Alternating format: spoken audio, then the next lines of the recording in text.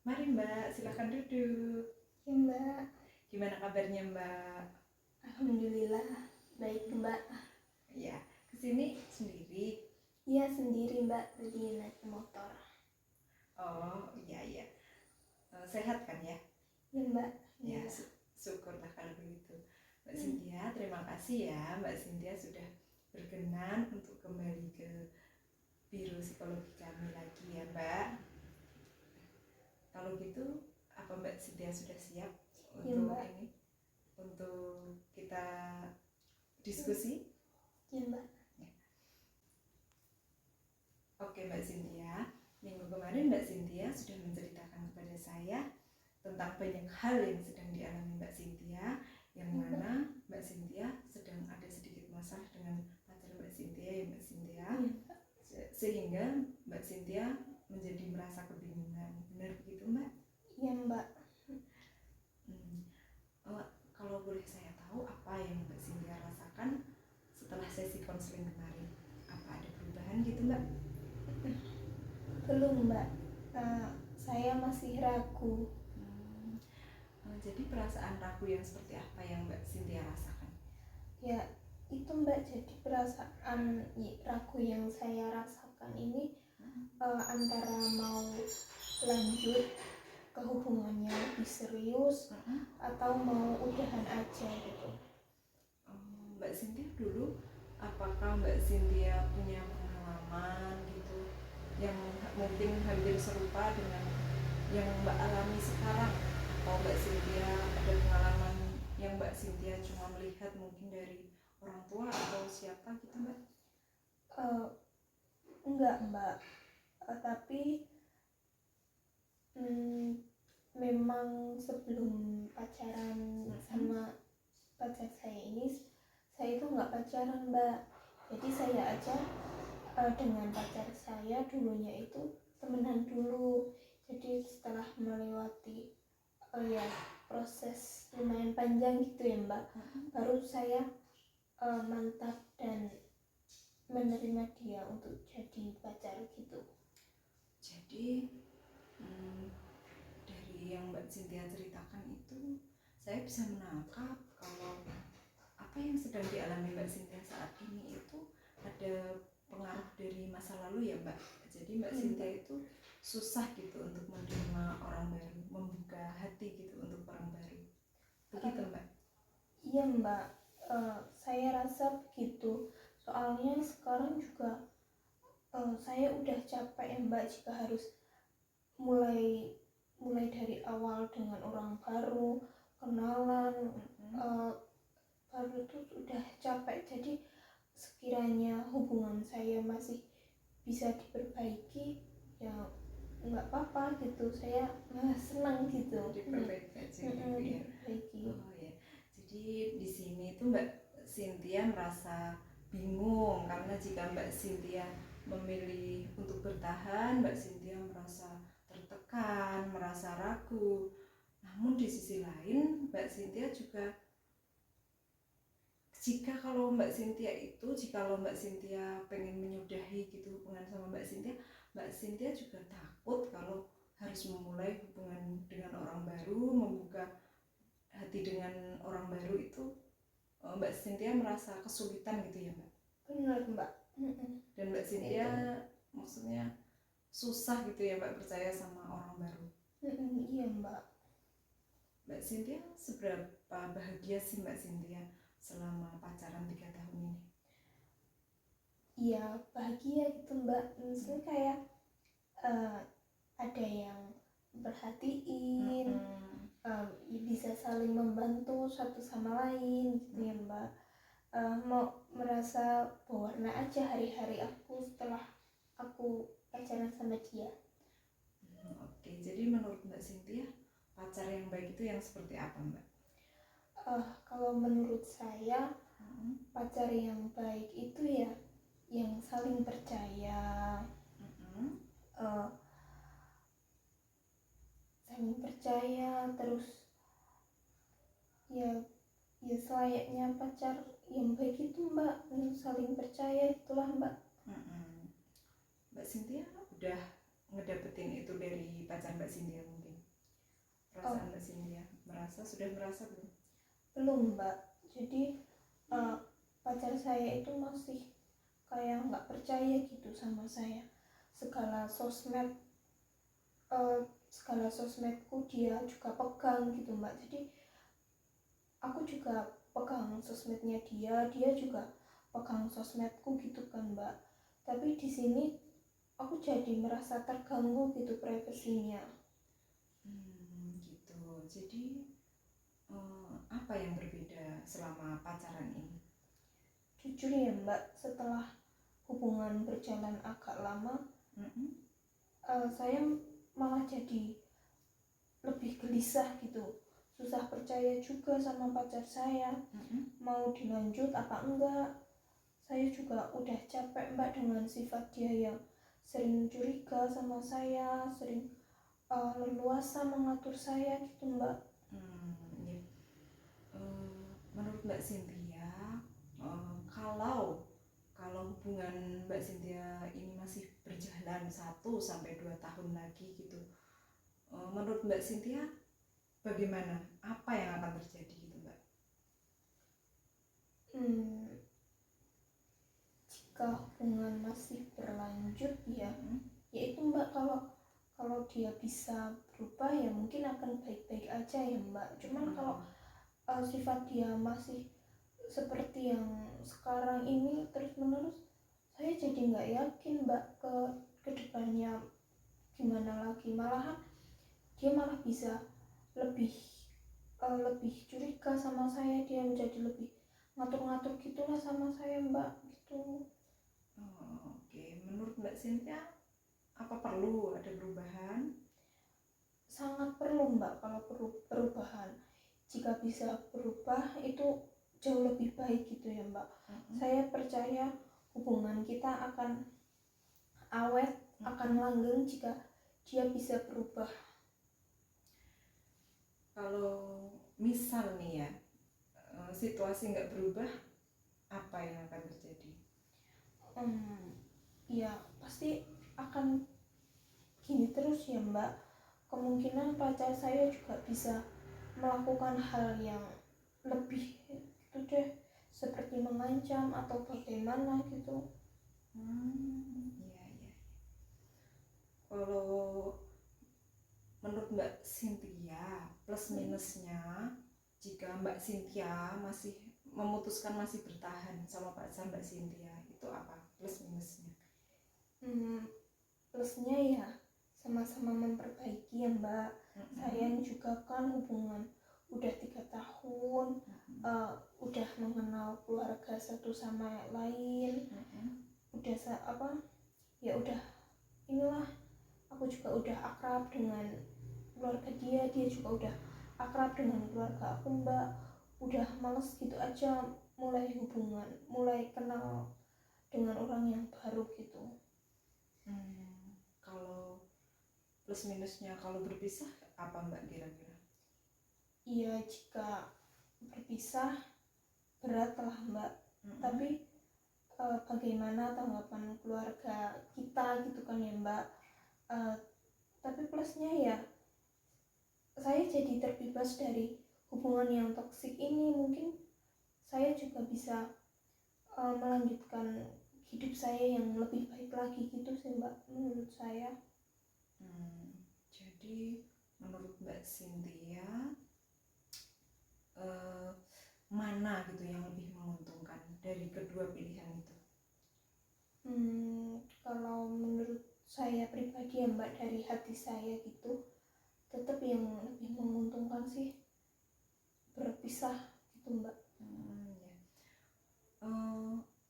Mbak Cynthia sudah mencoba melakukan perubahan ini?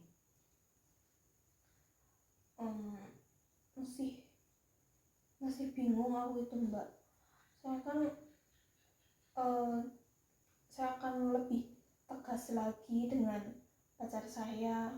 Saya akan berbicara dengan dia sebenarnya hubungan seperti apa yang dia inginkan, dan jika sikap dia masih seperti itu ya saya akan melepaskannya gitu aja Mbak. Mbak, dari tadi saya perhatikan Mbak Cynthia kok sedikit menunduk, terus ngerasa gimana nggak nyaman gitu ya ngobrol sama saya? Enggak mbak, maaf, jadi saya cuma kepikiran aja dengan masalah yang sedang saya hadapi ini. Oh, oke Mbak Cynthia, syukurlah kalau begitu. Bisa dilanjutkan lagi ya diskusinya ya Mbak? Iya mbak. Jadi gini Mbak, dulu tuh saya juga pernah punya pengalaman yang hampir serupa gitu sama Mbak Cynthia, tapi dengan kasus yang berbeda.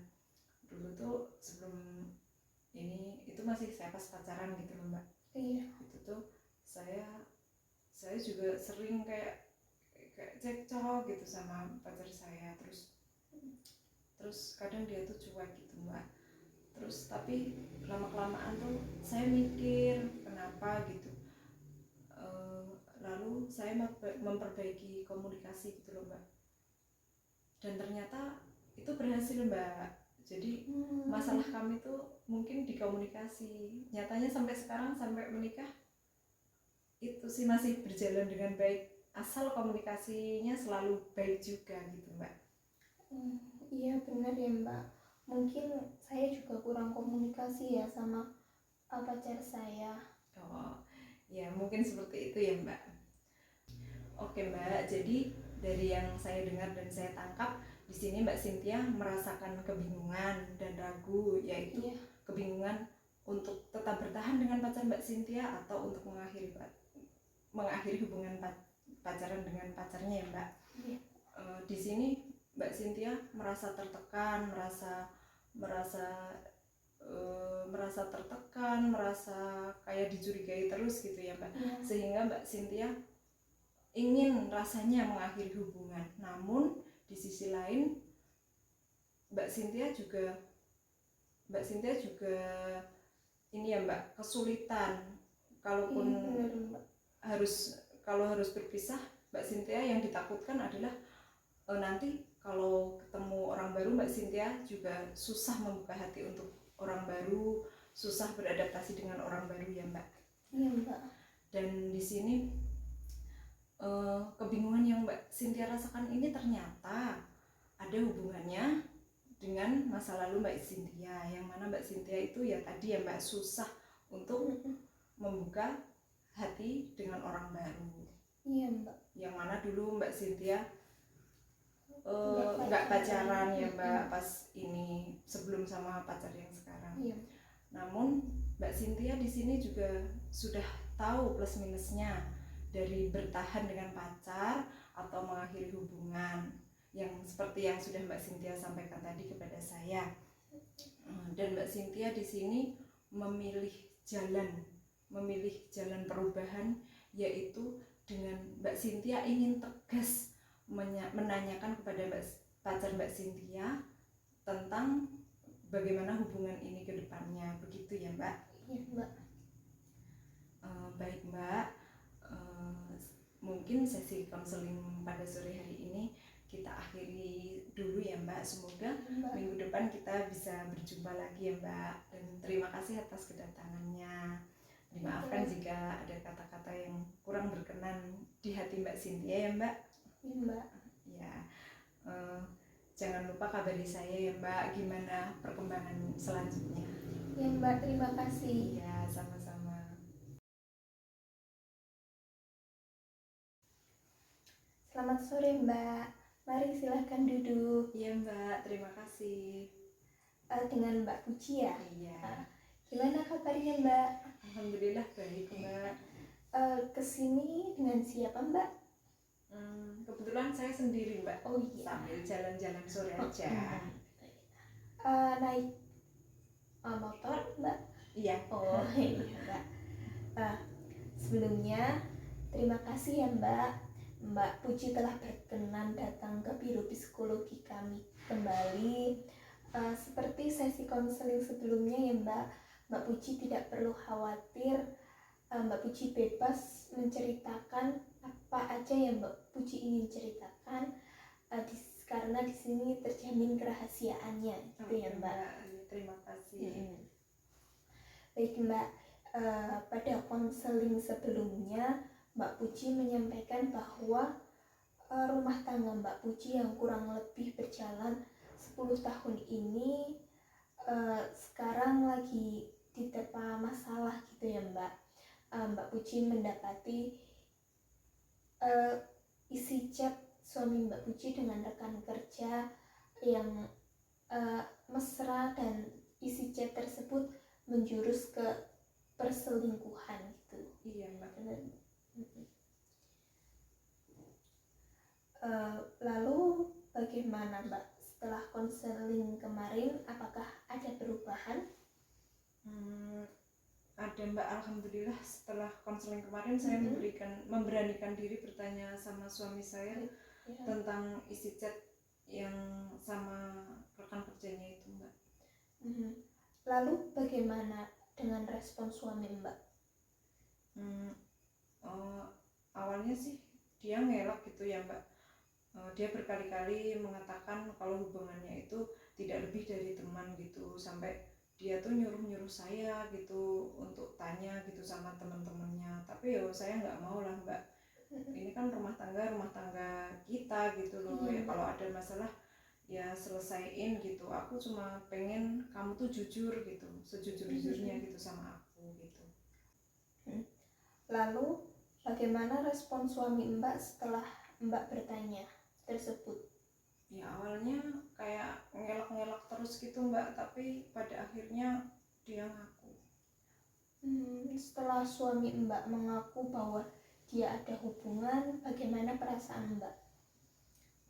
Saya tidak bisa berkata-kata Mbak ya, hati saya hancur sekali. Saya kecewa dengan dia. Pernikahan yang sudah kita jalani selama 10 tahun, dia menodainya dengan perselingkuhan. Sebagai sesama perempuan, saya tahu apa yang Mbak Puji rasakan. Sakit, tidak bisa berkata-kata ya Mbak, apalagi pernikahan yang sudah berjalan 10 tahun dinodai dengan adanya perselingkuhan. Iya Mbak. Lalu bagaimana sikap suami Mbak setelah kejadian tersebut Mbak? Setelah kejadian itu tuh dia kayak baik-baikin saya, deket-deketin saya gitu Mbak. Mungkin biar dia tuh kayak nambah lebih perhatian gitu. Mungkin biar saya nggak marah-marah lagi, nggak ngungkit-ngungkit masalah itu lagi, mungkin gitu Mbak. Iya Mbak. Kalau menurut Mbak Puji, suami yang baik itu seperti apa? Suami yang baik itu ya yang jujur, yang saling terbuka satu sama lain. Kalau ada masalah atau kekurangan ya, kalau masalah tuh ya diselesaikan bareng gitu, dicari solusinya gitu Mbak. Lalu ayah yang baik itu seperti apa sih kalau menurut Mbak Puji? Ayah yang baik itu yang ya menurut saya yang tidak lalai akan kewajibannya gitu, bertanggung jawab, menafkahi anaknya, selalu ada buat anaknya, untuk bekerja sama ya antar orang tua gitu. Kedua orang tua kan harus bekerja sama ya Mbak untuk mendidik anak, menurut saya begitu. Ya Mbak, apakah Mbak Puji sudah menemukan sosok tersebut di diri suami Mbak, ya sebagai suami Mbak atau sebagai ayah gitu Mbak buat anak?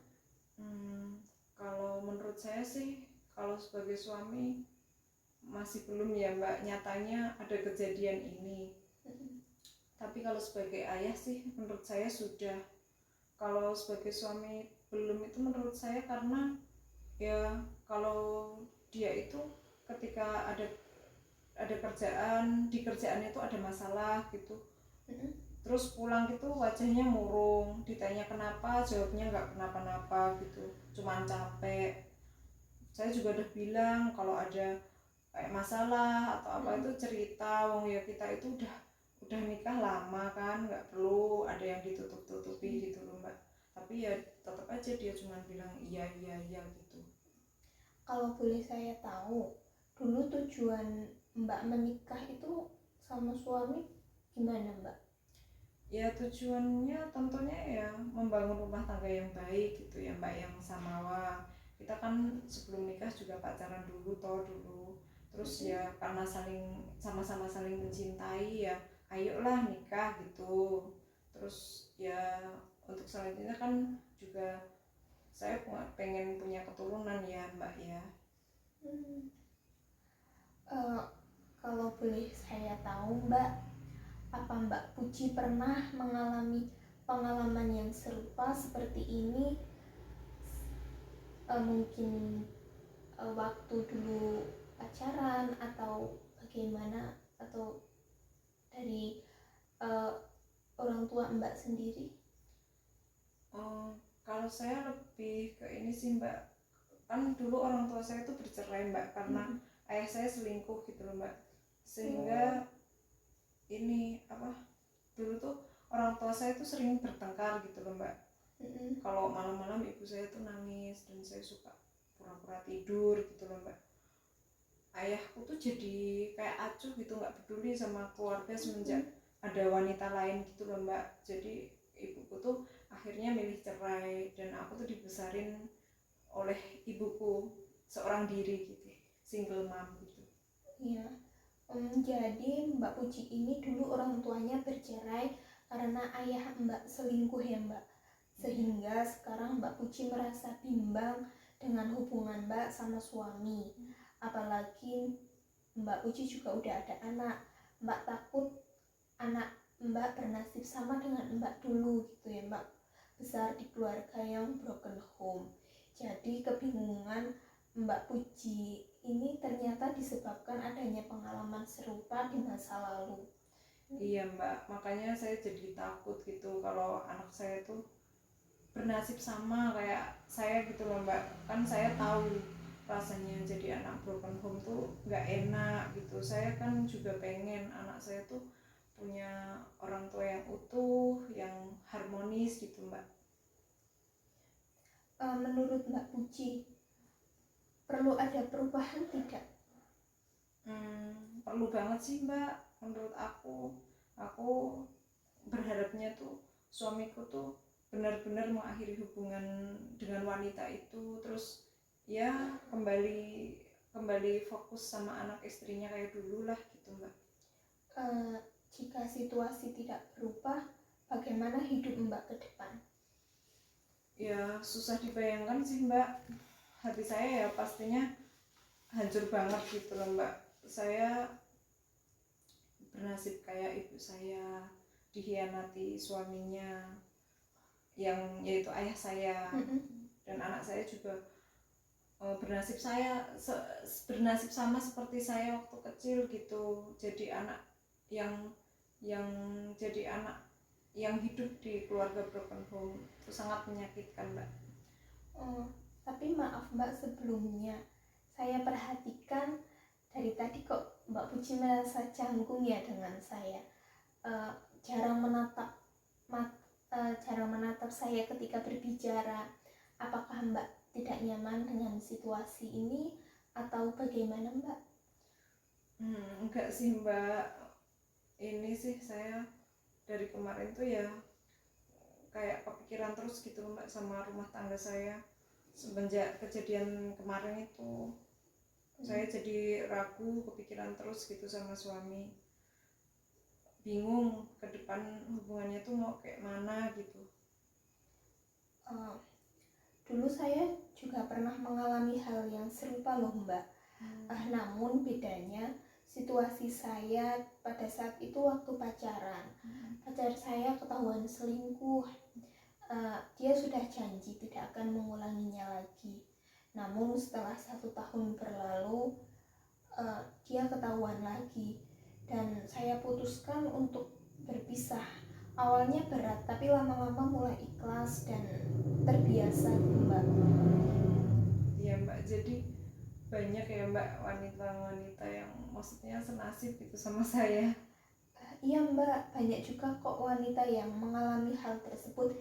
Jadi Mbak Puji tidak sendirian. Iya Mbak. Mbak, kalau boleh saya tahu, menurut Mbak apa plus minusnya jika tetap bersama?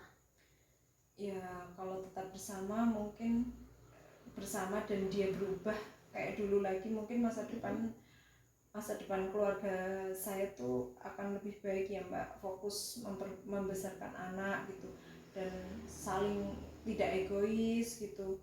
Namun kalau suami saya nggak berubah ya gimana Mbak?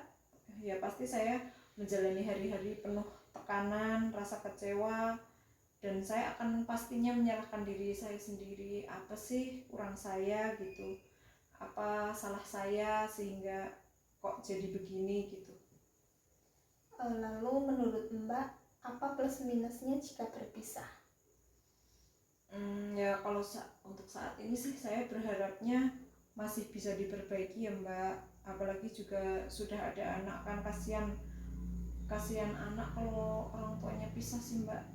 Tapi kalau suami saya nggak berubah ya gimana lagi Mbak? Masa saya harus hidup kayak gini terus?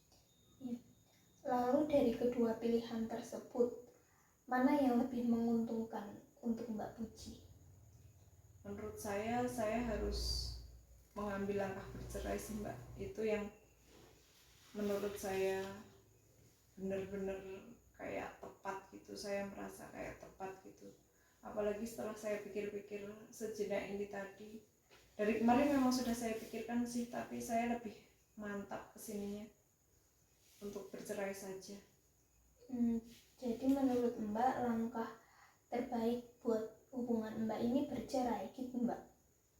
Iya Mbak, saya ingin memutuskan bercerai saja. Saya rasa itu lebih baik. Dan kalau masalah anak ya nanti saya bicara pelan-pelan gitu dari hati ke hati. Dan besok kan juga seiring berjalannya waktu, lambat laun anak saya akan mengerti keadaan ini gitu loh Mbak. Oke Mbak, jadi yang saya dengar dan saya tangkap, Mbak Puji ini masih bingung, sedih dengan hubungan rumah tangga Mbak setelah suami ketahuan selingkuh ya Mbak. Iya Mbak. Sehingga perselingkuhan tersebut berdampak dengan kondisi Mbak akhir-akhir ini. Mbak sering melamun, overthinking, dan ternyata kejadian ini ada pengaruh dari pengalaman masa lalu Mbak, yang mana sewaktu kecil ayah Mbak selingkuh dan ibu Mbak memutuskan untuk bercerai. Di sini juga Mbak Puji juga telah menyampaikan plus minusnya jika bersama, plus minusnya jika berpisah gitu ya Mbak. Dan akhirnya Mbak Puji memutuskan untuk berpisah dengan suami Mbak. Iya Mbak, benar. Saya sudah mantap untuk bercerai dan ingin membuka lembaran baru Mbak. Iya Mbak, semoga keputusan Mbak ini menjadi keputusan yang tepat dan terbaik buat Mbak kedepannya ya Mbak. Iya Mbak. Baik Mbak, sesi konseling sore hari ini kita akhiri dulu ya. Dimaafkan jika ada kata-kata maupun tindakan saya yang kurang berkenan di hati Mbak. Jika Mbak Puji membutuhkan bantuan saya, jangan segan-segan hubungi saya ya Mbak. Iya Mbak, makasih ya Mbak. Baik Mbak, selamat sore Mbak. Iya Mbak. Hati-hati di jalan ya Mbak. Iya.